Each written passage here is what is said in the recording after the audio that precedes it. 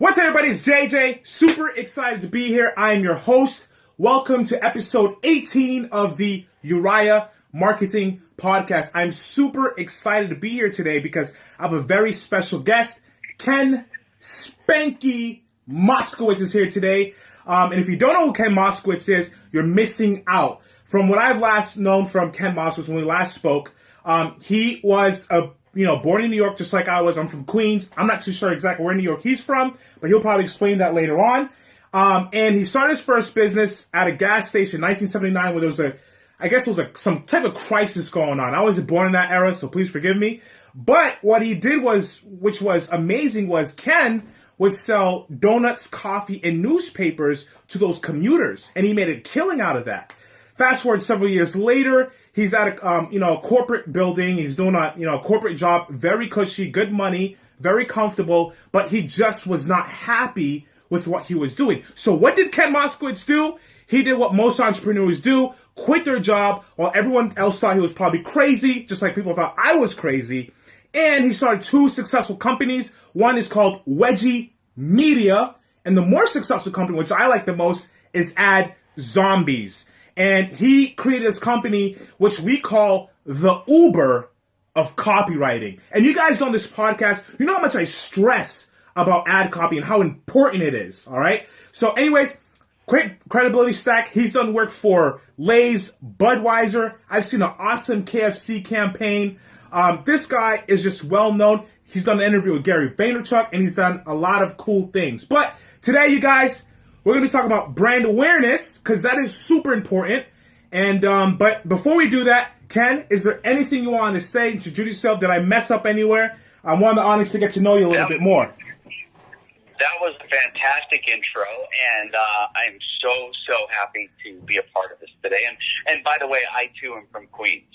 Oh, dude, Laurelton.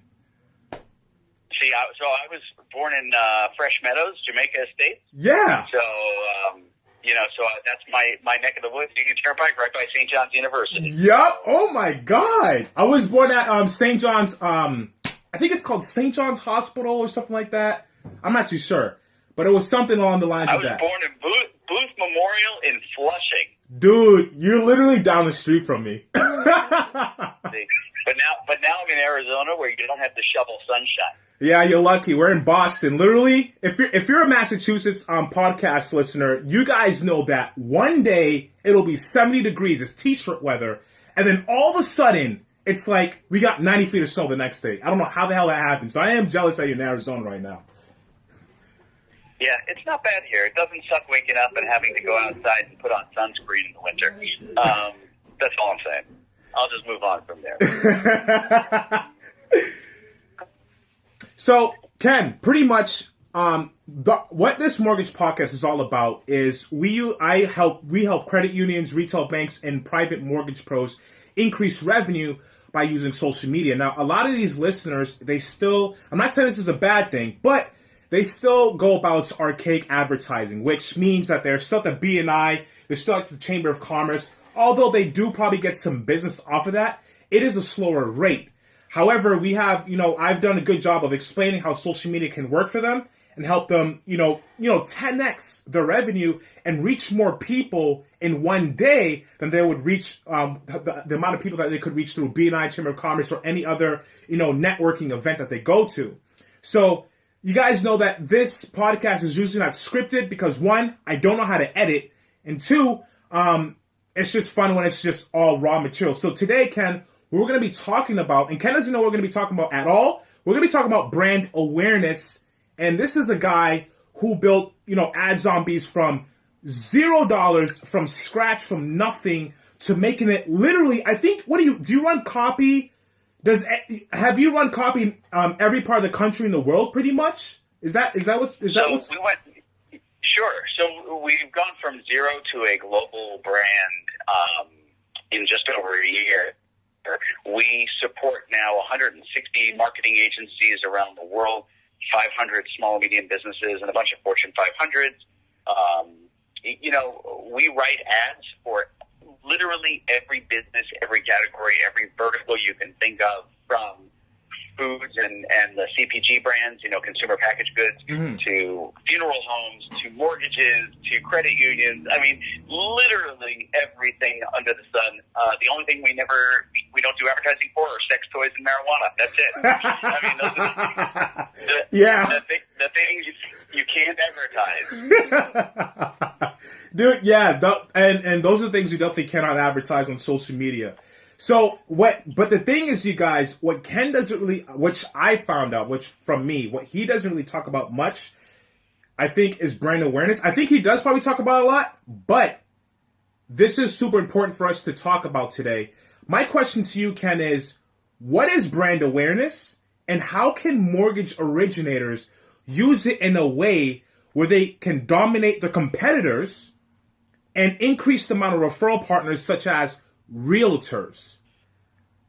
Sure. So brand awareness at a high level is every touch point the consumer or potential consumer has with your company.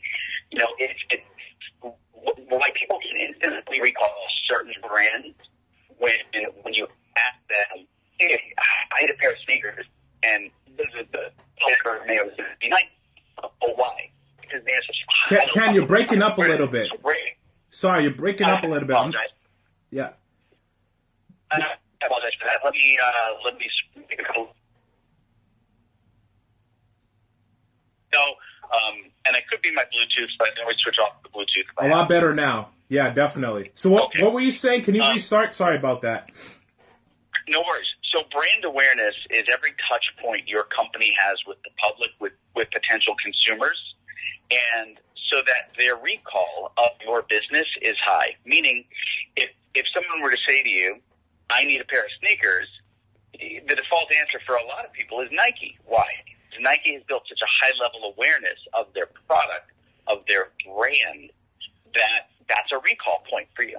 And so brand awareness is what gets people talking about your company, your business, when in just casual conversation. Yep. Because you've created so many indelible marks in their brain that you are the go-to instant recall for that consumer. Yep. And I can give you a few examples of this now. JJ, you might be a little young for this, so I'm going to throw three things out. It'll be a test. I'm always worried about the first one, especially based on your age, but I'm going to try this. That's all right. This is how brand recall works. If you had hemorrhoids, what product would you go to the pharmacy to buy? Oh my God, I have no idea, dude. I have no idea. It's totally an age thing. I'm going to skip that one. Go to number two. If you had a cut on your finger and had to wrap it with something to protect it, what would you put on it? A Band-Aid. No, you would put a bandage on your hand. A Band-Aid is the brand, and you have brand confusion. Because Band-Aid has built such an indelible mark in your brain, you confuse the brand with the product, and you call it a Band-Aid when it's really a bandage. Wow. Let's do another one. If you had to blow your nose because you had a cold, what would you use? Kleenex. No, you would use a tissue. Kleenex is the brand. Jesus Christ. And so, again, brand awareness is so high level that your recall for the brand is extraordinary. Now, back to my first question, and for the listeners that are over 12, when I say that jokingly. The usual response when I ask the question about if you had hemorrhoids, what product would you buy? And I know people are probably shouting right now at the podcast because they have the answer. Preparation H is what everybody says. And the reason is because the brand has been so indelibly marked in people's brains, but it's indelibly marked in the brains of people that are 40 plus. So once you hit 40, something magical happens, and somehow you know the brand Preparation H, whether you've had hemorrhoids or not. But it's that brand mark in your brain. It's that kind of taking a cattle prod, a hot brand, and just searing your brain with it, so that's a recall for you. And so brand awareness is incredibly important for every business. And the reality is that's how I made Ad Zombies grow so fast. It was strictly through brand awareness. It wasn't through hardcore sales. It wasn't through buy now, click here, push the button, right? Right. I mean, that has some value, but the bigger value is creating value, building your brand awareness so that you suffocate the market with conversation about you. Yes. When I'm online and I'm looking at different groups around the world, marketing groups, and people talking about, inevitably someone will say, hey, I'm looking for a copywriter or a copywriting company. And 3 or 4 people will mention an individual or another company, and then somebody will chime in and say, oh, no, you've got to try AdZombie. And then suddenly the entire conversation flips, and there'll be 15 people talking about the brand. Why? Because we've created such great, unique brand experiences for those customers that we dominate the conversation. That's what brand awareness can do for you. And if you're in the mortgage business, having that brand awareness is what makes you the default, the go-to for any of those other relationships when they're wanting to refer clients your way. Exactly. And you guys who are listening to this podcast or watching this on YouTube, you know, a lot of the, you know, I've done my research on the mortgage pros. I've done the surveys, and a lot of what you guys go through is that you'll go through the entire process. You'll get them pre-qualified for a home. You'll do the whole shebang. You'll tell them the rates. And what sucks is those people that you helped out, you spend so much time with, they go to a competitor for a cheaper rate. That's why brand awareness is so important. Because if you built that brand awareness, that trust, that awareness, people won't go to your competitor to get a cheap that's better a rate that's cheaper. They'll go to you because of the authority that you have in that market. That's why brand awareness is so important. That's why the best way to probably build brand awareness today is through social media. You know, we just did a podcast last week. If you haven't heard of it, everyone's, you know, getting so scared about Facebook with the whole data breach and everything. Oh my God, we can't do this anymore. And then you're sitting there and you want to go back to archaic marketing, which is newspaper ads, radio ads, but no one listens to those. Facebook still has 1.2 billion users per day. So why are you, Ken? I mean, you're the better person. Explain this to the group. It amazes me how many dollars are still spent and wasted on traditional media. You know, a lot of the traditional media world will tell you, yeah, but view of programs are up. Yes, they are. But that takes into account the small screens that we hold in our hand every day, the smartphone that I'm on right now, laptops, tablets. Viewership is up. People are watching TV the way they want to see it, and they're not seeing ads. So while viewership is up, advertising watching is down. Mm-hmm. DVRs have virtually eliminated. Like literally, I could watch a show on my dish hopper and tell it to skip every commercial, and I can sit there and watch an entire show without seeing one ad. Yep. That's remarkable because now I have the ability to edit my program with ease. With radio, you think about the value of radio ads today. When a commercial comes on or used to come on, let's just go to the 80s or the 90s. Mm-hmm. Your ad might have been one of 3 or 4 ads in a break. Today, you could be one of 15.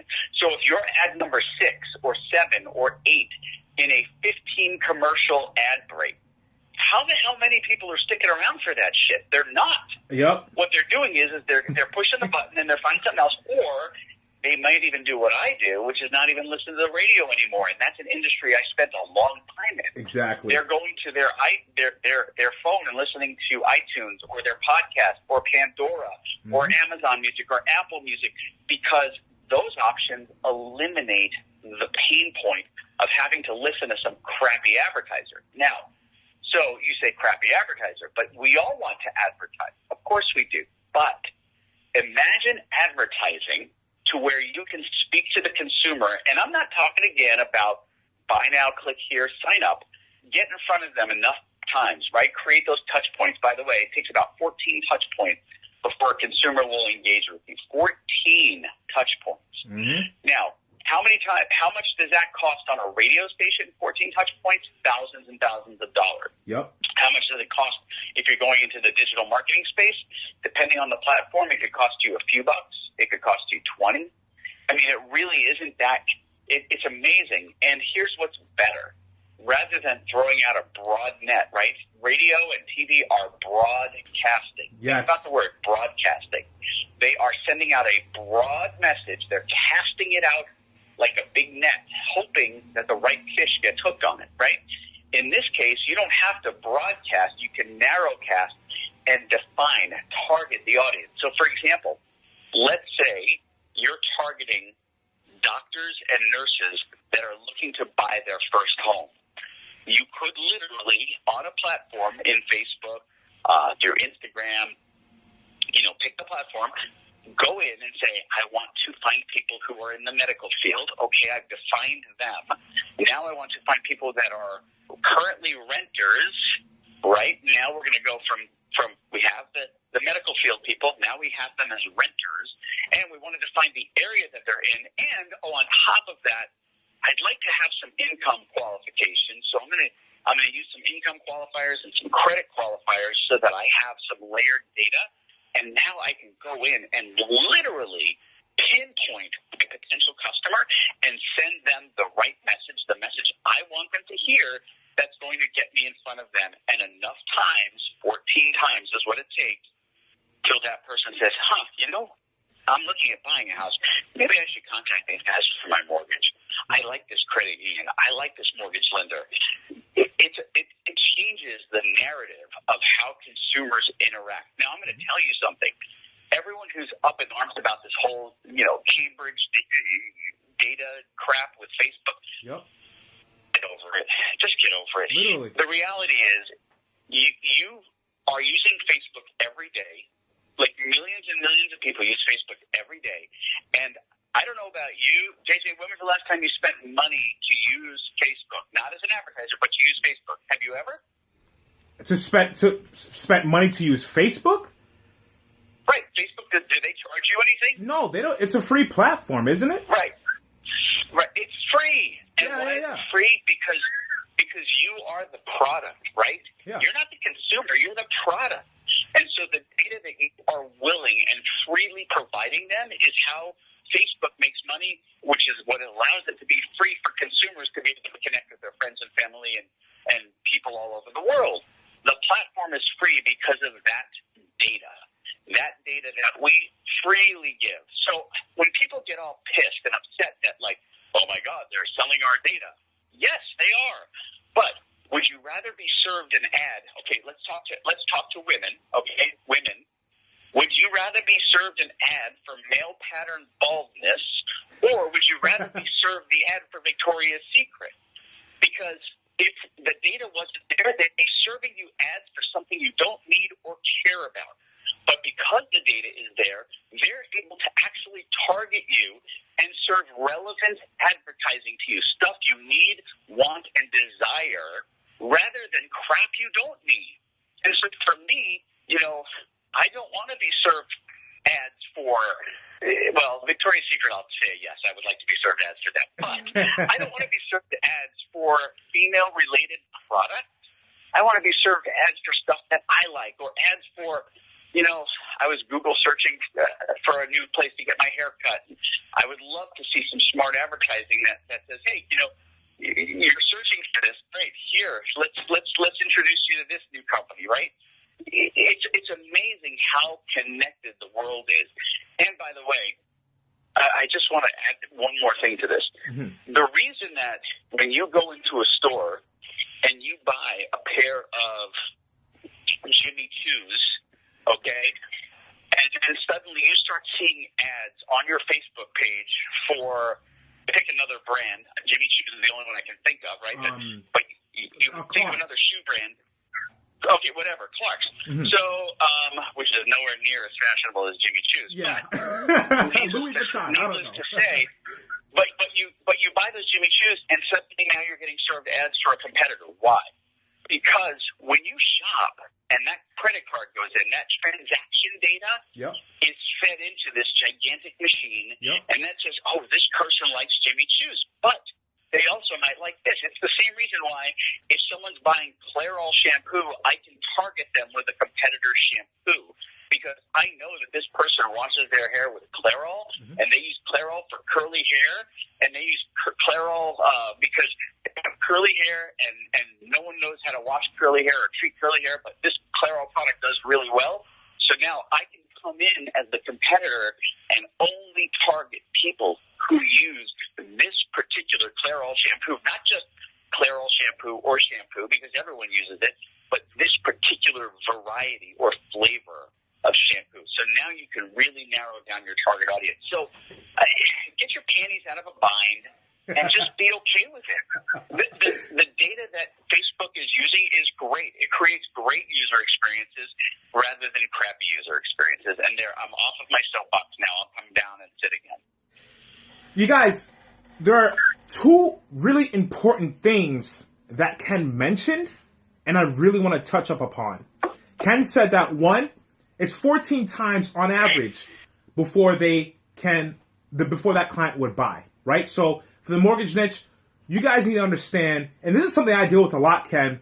A lot of these mortgage pros, they're looking for a quick fix, and I always say, look, and this is where the whole retargeting comes in. Literally, I can go on Facebook right now, and I'll see one of Ken's ads, and it's always a different retargeting ad. Now, there are certain ways that he did it, which I could explain later, but you need to have, in order to create one great brand awareness, I stress pixels and retargeting campaigns that provide value. And you need to do that at least 14 times with a different message. Not spam people with the same message, because there's a difference between good brand awareness and then annoying as brand awareness. So you want to create ads that change over time as your audience changes. So that's one important thing. And number two, what does Facebook want? If you're advertising on Facebook and you see your data, there's a thing called relevance. And your relevance score is scored from 1 to 10. The more relevant you are, the more Facebook will push your ads out over your competitors into more people who would be relevant towards that campaign or towards your business. That's why it is so important to, and then another thing I'm going to touch up on, which haven't done so yet, but what are some tips to create great brand awareness campaigns? Infotainment, video ads, you guys. Video. As a matter of fact, video is super cheap right now to advertise on because, one, Facebook is trying to compete with YouTube. So Zucky is a gangster, and he's trying to compete with it. There's a reason why he bought WhatsApp, you guys. All right? There's a reason why he bought that. There's a reason why he bought Instagram, because he understands the value of videos and pictures. But you guys, if you can create, I know you're not as interesting as the Kardashians, but there are still several ways that you can make videos that are just as entertaining to your audience who are, living in an apartment or likely to move, that they would watch these videos and it'll grow your brand awareness. So, Ken, my question to you is, and you're really good at this, what are some ways mortgage originators can start increasing their brand awareness right now? Because you're a guy who's built ad zombies from scratch to a multi-million-dollar company. So brand awareness for the mortgage. So I like to lump the mortgage and real estate industry together because they really cohabitate nicely, right? Yes. You think about mortgage brokers and realtors. They kind of play in the same space and they have the same customer base. So for you guys, it's all about creating an experience, not of what it's going to be like to sign my mortgage, right? Because the reality is that no one sits there and reads through every line of a mortgage doc when they sign them. There's 100 things you have to sign at closing. And so you can't create an experience of something different because that doesn't exist. What you can do, though, is create awareness around the experience of your company. Do you have a fun voice? Are you a fun brand? So, for example, we recently did a campaign for a company that handles both the transaction and the mortgage. I don't know exactly how they do it. I'm not in that space, but they were targeting people in cold climates to move to warm climates. And so the ad shows and it's a video, and it's not to sell and buy now. It says looking for a slightly warmer place to live. And it's a guy standing in his pool in his swimsuit, and the pool is completely frozen over, and he's picking at it with a shovel, and finally breaks through the ice and takes a plunge in this cold water. But it's it's basically giving brand awareness to the real estate / mortgage company who are wanting people to just have those fun, connective touch points, because that's what's going to engage the audience. Is that when you say to them, when you serve them a retargeting message to try to get them to take action, they're so familiar with you at that point, they're comfortable with your brand, and you've entertained them and you've engaged them, that it's really, really easy for them to go, oh, you know what, I like those guys. Those are the guys who have that frozen swimming pool ad, or, you know, or in the case of my company, JJ, you mentioned our retargeting ads. We actually call out, because we market to marketers, right? Yep. We call out our retargeting ads. We say, tag, you're it. You've been retargeted. Yep. And we speak the language of marketers to marketers. So to homeowners, you have to get away from the I'm selling points and I'm selling discount rates, and right, you get away from that crap, because at the end of the day, consumers aren't going to make a decision and do business with you because you have a better rate or point system or like lower. It's all the same, right? It's based on their credit, and their credit is going to drive that decision. So you're no different. That you are the same flavor of vanilla as the next guy, unless you create a brand experience that makes you strawberry. Put some sprinkles on the top. Chocolate. Mm-hmm. Right. Put Cherry. Put some whipped cream on that bitch. So suddenly you have a very different feel for your consumer. And I want to talk a little bit about warming up the audience. And yes, I important. like to use the analogy of a first date. Okay? Important. Yep. Your friend sets you up on a first date, and you're super stoked because this is the girl you've been wanting to go out with for a long, long time. As you're walking towards her door for that first date, you unbuckle your pants, and your pants fall down. And as you get closer to the door, you've gotten your shirt off, and by the time you ring the doorbell, you're completely naked, and the first thing you do is run upstairs, and you hop into bed, and you're sitting there waiting. That's what most people do when they're trying to sell on Facebook, on Instagram, on Snapchat. They're trying to score the home run, close the deal on the first date. Mm-hmm. Now, take a different approach. When you show up to the door and you have flowers in your hand, and then you take her out for a nice dinner, right? Yeah. And you wine and dine her, and you show her some respect, and you build that trust. And then you go out again, and then suddenly you're at the movies, and your arms are around each other, and you're building an experience. You're building trust. You're building a relationship. So now, when the time comes, when you've built that trust, built that relationship, and you are heading up to the bedroom, you're met with a warm reception rather than, I'm out of here.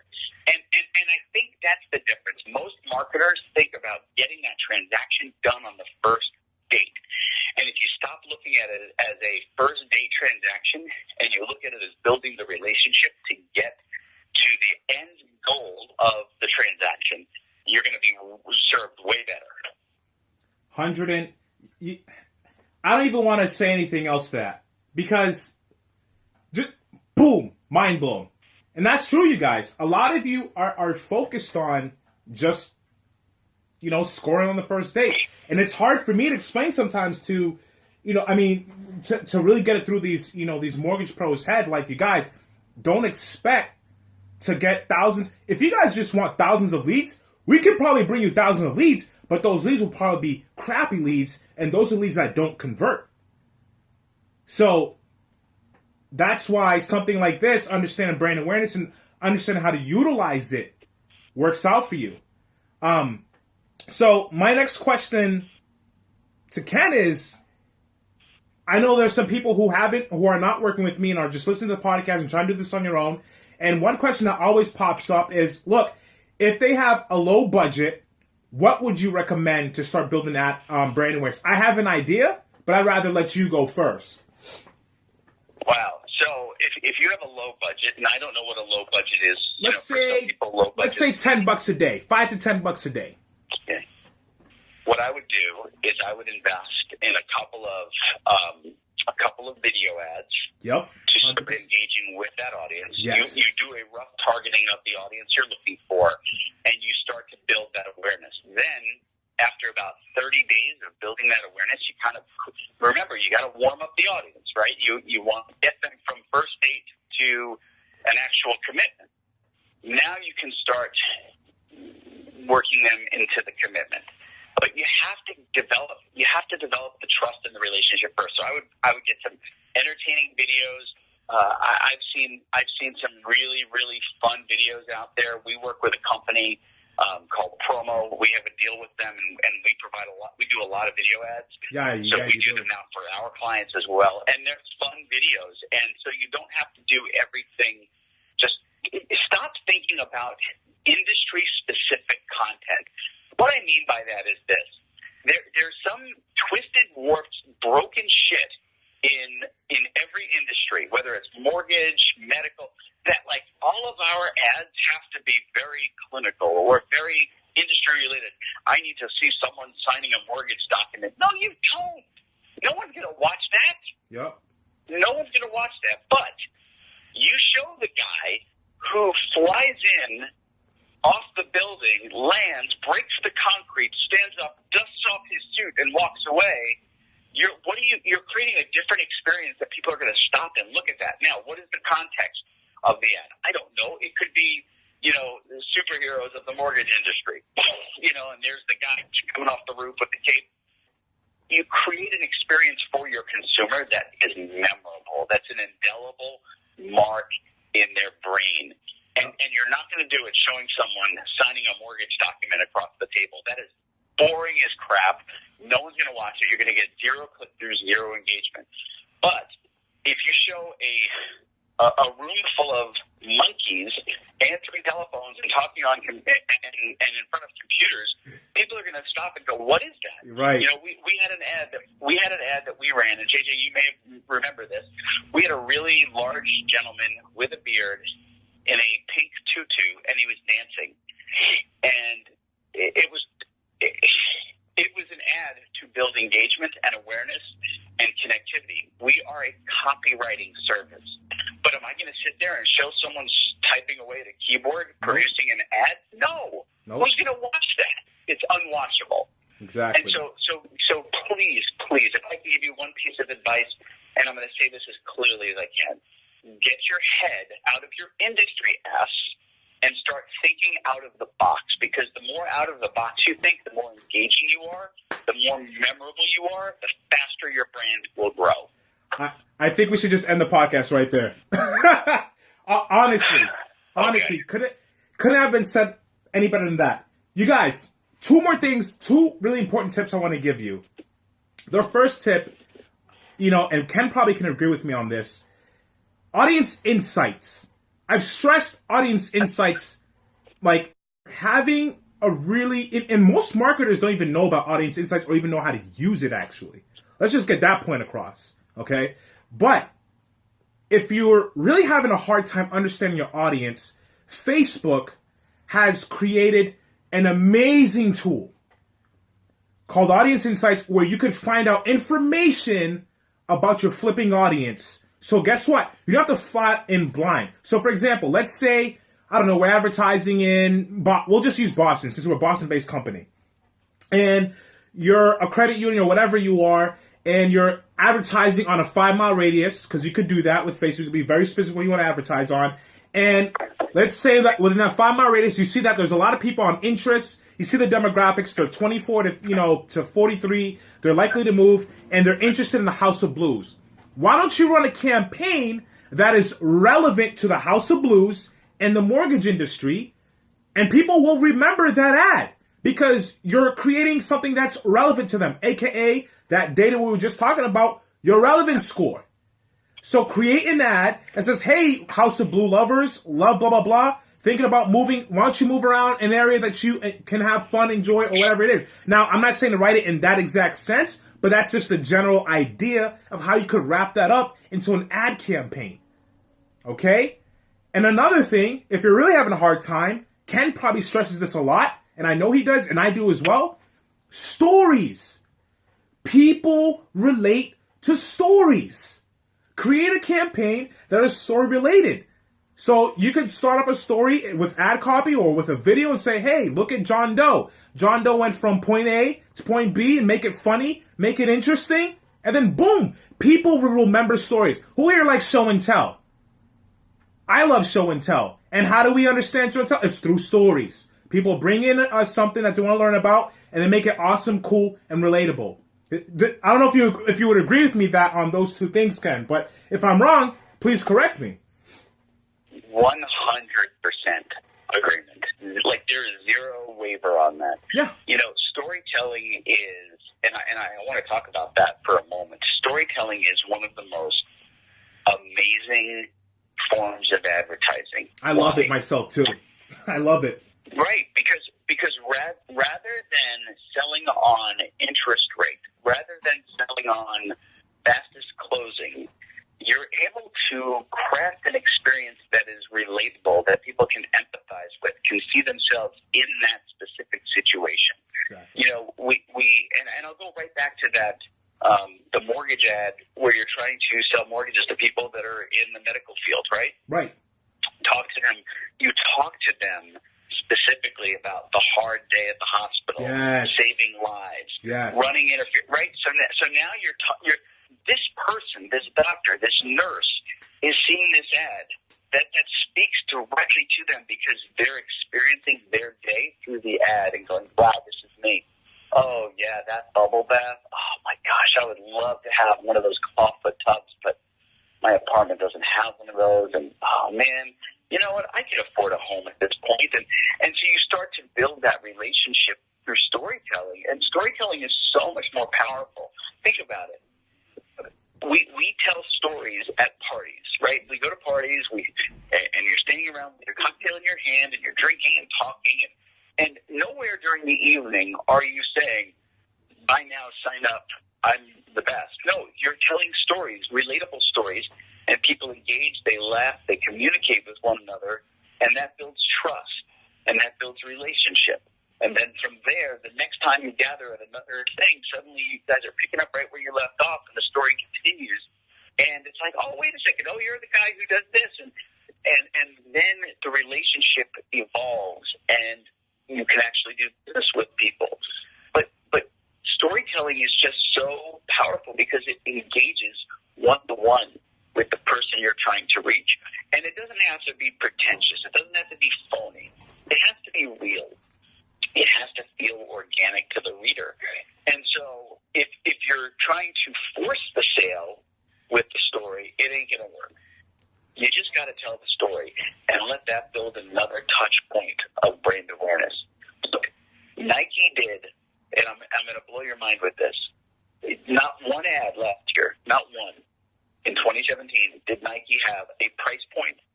Not one ad did they have a call to action. Yep. Not one ad did they have a buy now. Nothing. It's all awareness. And Nike sold last year $34.4 billion with a B dollars worth of merchandise. They did that without one call to action. Yep. So don't tell me brand awareness can't work, because it absolutely can. And you know what's crazy? And they do that on social media too. And here's how they do it, you guys. They obviously, you may not have, Nike money, but you could still use the same tactics. But here's what they did. They'll use someone like Serena Williams or some big figure, and they'll do it in freaking story format. Like, there's this chick who's an Instagram lady who does violin. Her name is Ayman Zima. She's a New Yorker. She's traveled a lot. She's done, really cool violin solos, but they're, violin rap stuff. And she got to deal with Nike, and what her commercial is how she uses Nike and how it helps her stand all day on her feet while she plays her violin, because heels hurt. So Nike does a really good job, and I don't even know if Ken. I don't even know if it was Ken who was doing those ads for Nike. I mean, who knows? But they do. They create ads that are story format related, where people can relate to them, and that's why they're so successful. So even though you may not have Nike money or McDonald's money or whatever it is, you can still, like Ken explained, which I completely agree with, video ad campaigns. If you run a video ad, in video stream or on the news feed, it's like 0.001% per video view if your video is entertaining and it doesn't look bland. If you have that typical white background but no props, I'm sorry, but chances are you're probably going to get glazed over. Just like many other ads do get glazed over. So.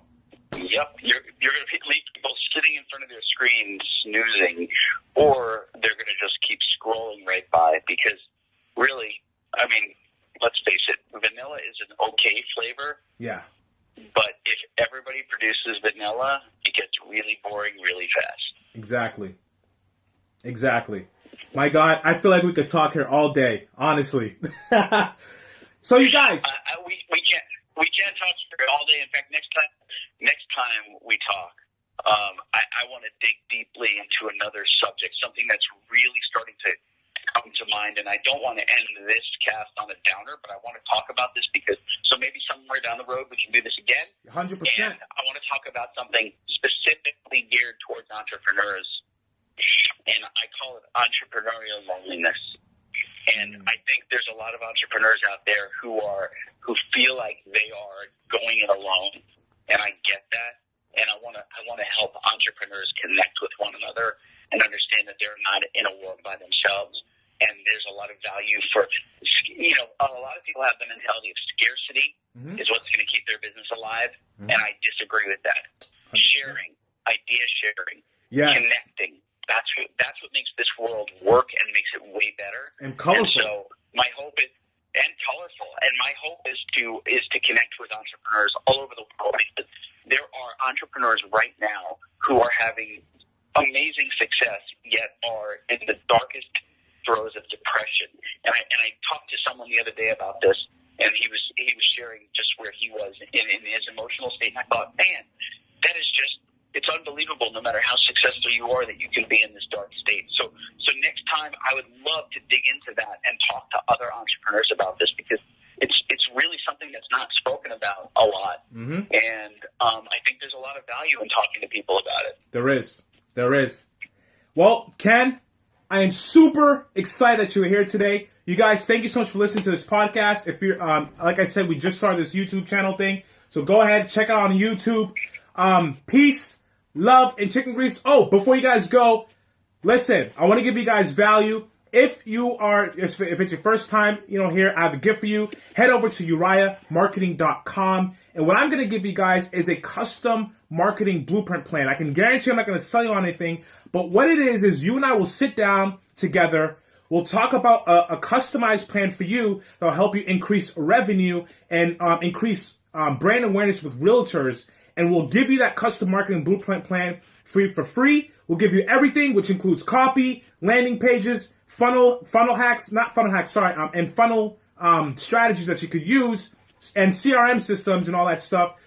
So that way you can use it into your business. All right. So, or if you would like, you can get our free ebook, and I've given you actual examples we have helped credit unions, and we give you everything away for free. Nothing holding you back because there's a lot of misinformation out there, and I want you guys to win and succeed. But other than that, you guys, thank you so much. Ken, I love you, man. Thank you so much for being here. And you're definitely going to be here on this podcast, man. I had so much. Honestly, bro, this is something I love doing. Helping the ability to help other people succeed through a podcast or through our own campaigns. That's what gives me so much joy. And this is what I love what I'm doing, man. But thank you so much for being here. This was an amazing podcast.